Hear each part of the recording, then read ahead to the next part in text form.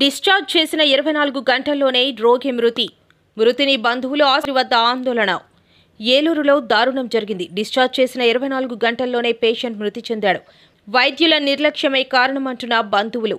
ఏలూరు పడమర వీధికి చెందిన 45 ఏళ్ల గంట రామకృష్ణ విజయ హాస్పిటల్లో డిశ్చార్జ్ చేసిన ఒక రోజులోనే మృతి చెందాడు. మృతునికి 4 రోజుల క్రితం స్టంట్ వేసిన రితీష్ హార్ట్ కేర్ డాక్టర్లు ఆరోగ్యశ్రీలో వైద్యం చేసి అదనంగా 20,000 వసూలు చేసిన హాస్పిటల్ నిర్వాహకులు. మంగళవారం డిశ్చార్జ్, బుధవారం మృతి చెందిన రామకృష్ణ.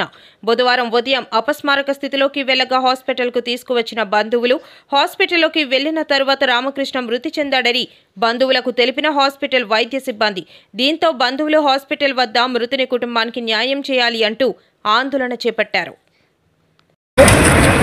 తీసుకొచ్చామండి, చాలా ఘోరం జరిగిందండి ఇక్కడ.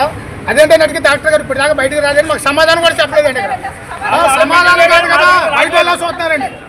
మాకు చాలా దారుణంగాను, మాకు అసలు సమస్య సపోర్ట్ కూడా చేస్తారు. ఎవరిని అడిగినా డాక్టర్ గారు బయటకు రావడం కానీ అసలు సపోర్ట్ చేస్తాం, చాలా దారుణంగా ఉందండి. బుధవారం నాడు వేసాను, బుధవారం నాడు వేసాను స్టంట్. బుధవారం వేస్తే నిన్న లక్షవారం, బుధవారం నన్ను తీసి రీఛార్జ్ చేశారండి.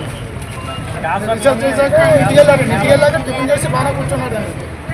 వెంటనే అలా జరిగింది. హాస్పిటల్ తీసుకొచ్చాను. స్ట్రోక్ అని వచ్చిందండి.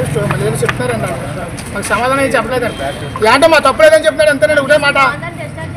అన్ని శుభ్రంగా చూసాం, మా తప్పలేదు అంటున్నారు కానీ ఏంటి అలా జరిగిందంటే సమాధానం చెప్పలేదండి. మాకు అసలు ఏమి డాక్టర్ గారు వచ్చేదాకా మేము ఇలాగే కూర్చుంటాం. ఎన్ని రోజులైనా సరే, ఎన్ని కోట్లైనా సరే ఇలాగే కూర్చుంటాం. మాకు న్యాయం జరిగేదాకా ఇలాగే కూర్చుంటున్నాం. అది